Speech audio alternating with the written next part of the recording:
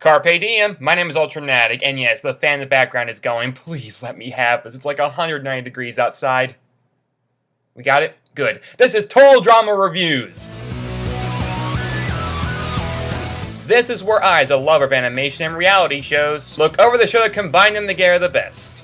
And the episode we'll be looking at today is, Who Can You Trust? If you watch Survivor as much as I do, you'll know that trust is a major factor moving forward. Seeing if an ally will stab you in the back by voting you out, or even if they can keep a secret, it needs to be established if you want to win the game. And as the title suggests, this episode of Total Drama Island will be focusing on similar issues. Well, not really. When it's talking about trust, it's referring more to trust falls. I suppose we can still work with that. This is Who Can You Trust? So the episode starts with, to be fair, a good dose of proper continuity, including the breakfast being a fusion of the previous challenge's leftovers. Today's breakfast is Hawaiian Italian fusion casserole. You mean leftovers from the cooking challenge? And Heather being irked at LaShawna and Gwen for their exploit on her last episode. You think that you could just lock me up in a freezer and get away with it? Even though Gwen had nothing to do with that. But if you hadn't noticed, Heather seems to switch back and forth between which of these two is her mortal nemesis. Oh, and that bunny that DJ's had around for a while. So, we go from weird metaphors about Bunny feeding and dating to him spitting in another animal's mouth. Are we sure that DJ's supposed to be a mama's boy and not the other part of that relationship? I'd rather not think about this. Give me something else to gripe about. We're one player short, and I don't want to lose because you feel like going all criminal on us. Ah, that's more like it. We have Courtney miscounting the teams. Math wasn't my favorite subject in school or anything, but ours better than this. How could you just steal a mug? Cause it's cool looking and I don't have one. But you might get kicked off. Yeah, unlikely, Courtney. On this show, you can have people directly cheat in challenges, destroy property, steal supplies, abuse fellow campers, get put in a body cast, and have a freaking criminal record, and still not get kicked off. This week's challenge is gonna be centered around building trust. I trusted Trent once. He left me buried alive on the beach. Okay, first, he got stuck in quicksand the very next episode, so karma exacted. Second, I was under the impression that you were over that. I'd only assumed that because you wanted to partner up with him at the canoe trip. But I guess you're still holding a grudge over that, the same way that Heather's holding a grudge for LaShawna tossing her off a cliff. No, you're right. I shouldn't. If I get thrown off a cliff by a dirtbag coworker, the thing I take away from it is how they just got in my face like that. I mean, who do they think they are? There will be 3 major challenges that will have to be completed by 2 or more members of your team. So Chris picks the teams randomly, and this is one of the strong points of the episode. Because some of these pairings deserve more time together, and a few of these pairings we haven't seen together at all. So it creates a really interesting bit of character dynamics. And we start that off with a rock climbing challenge with DJ and Duncan versus Gwen and Heather. Ooh, this is gonna be rare cooked steak levels of juicy. It's a lot more interesting than DJ giving his bunny to Jeff, who of course will somehow either lose him or kill him. Jeff, hold Bunny while I'm on the rock. Little furry dude. Seriously, this bunny should be dressed in Robin's uniform. It's that obvious of a pawn. Excuse me, can we trade partners? As much as I love your company, I'm not gonna throw a challenge just to kill you. What I love about this scene is that Heather is a surprisingly more well-balanced character here. I mean, while she has her vendetta against Gwen, she doesn't want to exactly hurt her. During the challenge, she actually keeps Gwen safe. Habanero pepper sauce? Anyone? Except for that, but that was an accident. Look what happened before. It's okay, I've got you! This, again, shows her determination as a competitor, and how she's not just your generic queen bee. I'm not gonna throw a challenge just to kill you. Yet. Now spread 'em. Whoa, hold up there! You're a lesbian? I remember that being your character biography. But what about the aggressive and vindictive Heather? What's the second rope for? It's a backup line. What are you smiling about? I'm just really happy we got on this challenge together. I can just picture Heather under a sewer telling little kids they float. Oh yeah. But yeah, why she's pissed with Gwen, I don't know. That vendetta should have worn off by now, as should have Gwen's vendetta with Trent. But we'll dwell on that after the challenge in which Heather shows Gwen's panties. Well, you don't see that every day. No, you don't, my man. No, you don't. I was just joking about Heather being lesbian, but maybe the writers intended for that to be the case. Also, not knowing anything about women's fashion, those panties would make bank it Hot Topic. Gwen, of course, musters through the challenge and wins it for her team. Yeah! Crap! We then cut to the next challenge where it's Jeff and Bridget versus Trent and Lindsay. Here they compete in yet another cooking challenge, except they're technically not cooking, they're making sushi. But instead of making spicy tuna rolls, they make sushi out of poisonous blowfish. Whoever added that sound effect deserves an Emmy. They must be sliced very carefully to cut around the poisonous organ. The poison paralyzes the nerves, and there is no antidote. Trent, for some reason, puts Lindsay in charge. I mean, yeah, he was out of the last cooking challenge, but when it's poison, I'd rather cook it than eat it. At least I'd be able to disguise it as a Big Mac. It would just be a slower poison. You have taken biology, right? Begin! Phew. Thanks for clearing that up. We don't need any more information beyond that.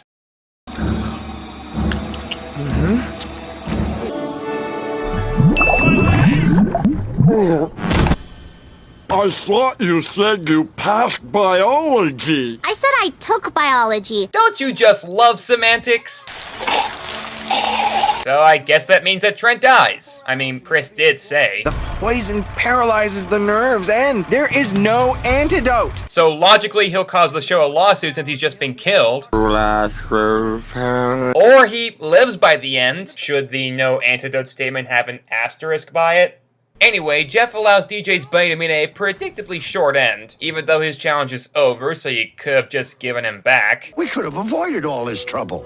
So how does the bunny die? He gets eaten by a snake, gets caught by an eagle, gets eaten by a shark, which gets swallowed by the old lady who swallowed the bird to catch the spider, who swallowed the spider to catch the fly. Yeah, in all fairness, it's a pretty hilariously contrived death. No, Look, it's not Harambe I'm talking about, it's just a dumb bunny. We are good at multiplying. The third round involves 3 more challenges. Okay, at the beginning you said it was going to be 3 challenges, and it's flippin' dippin' 5. Did any of these imbecilic writers watch Sesame Street?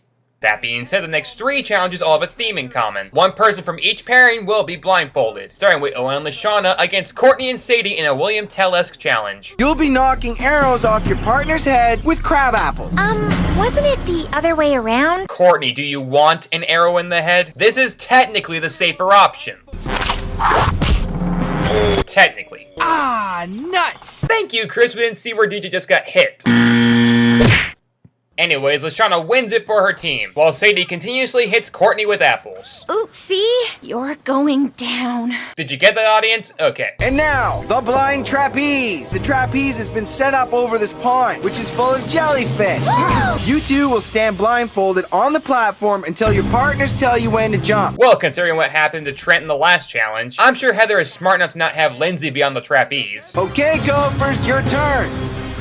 Okay. What did the aliens do to your brain anyway?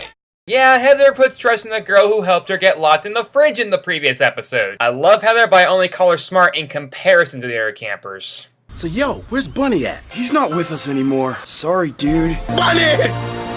Why did you do me like this?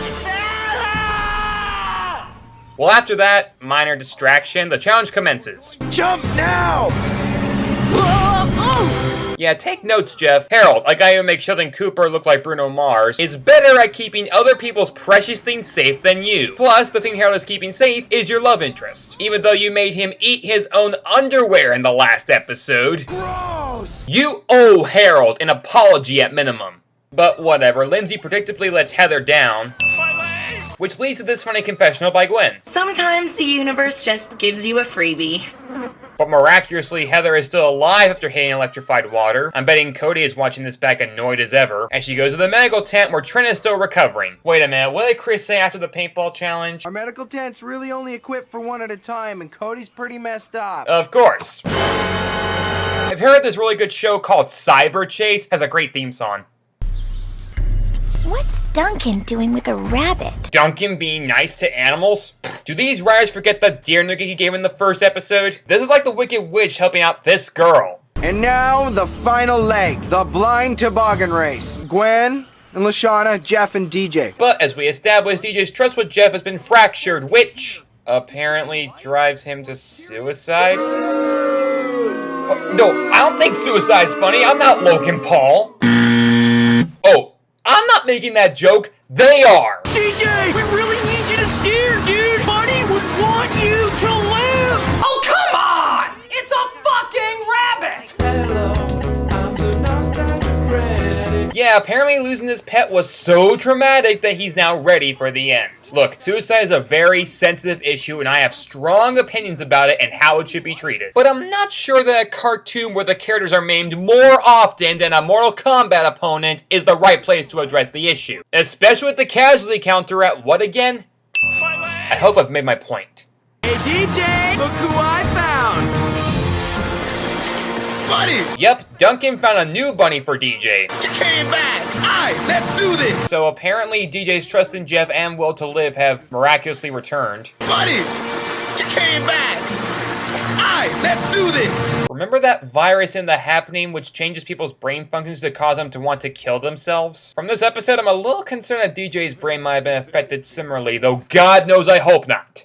DJ and Jeff finished first, but there's one small detail they overlooked. I said that these were blind challenges. By taking off the blindfold for a moment, you broke the #1 rule.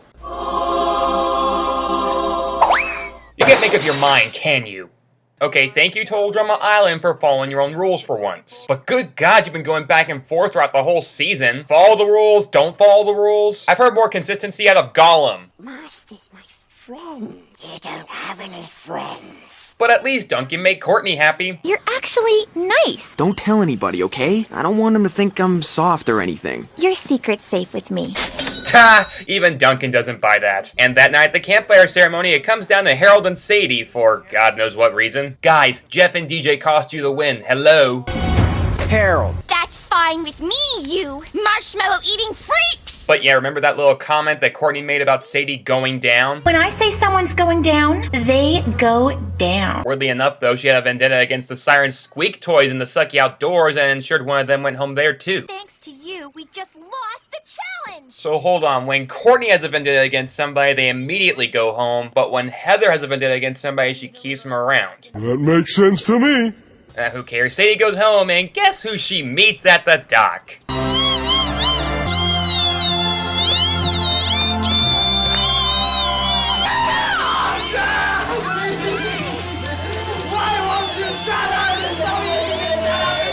And that's how it ends. Just like that. Talk about a literal high note to go out on, I'm sure. Like high enough that only dogs could hear it and no one else. This episode wasn't really all that great. I know I said some pretty good things about it throughout the review, but thinking back to it, nothing about it really stands out. Like most other episodes, it's got some funny moments, some stupid moments, moments that make sense, moments that don't, and overall it doesn't leave a very memorable impact on me. Sadie goes home. Okay, what was she offering by herself? She and Katie were insufferable together, but apart, I noticed the fine print on my tax codes better than I noticed Sadie. I suppose I prefer that to the annoying ditzy Valley Girl nonsense, but it's still not very interesting. I'll give credit to all the moments that made me laugh, but otherwise, this episode is not one I put much trust in. Come on, Total Drama, I want you to be entertained again, and I'll do whatever it takes to whip your funny bones back into shape. Drop and give me Dugney! Trust in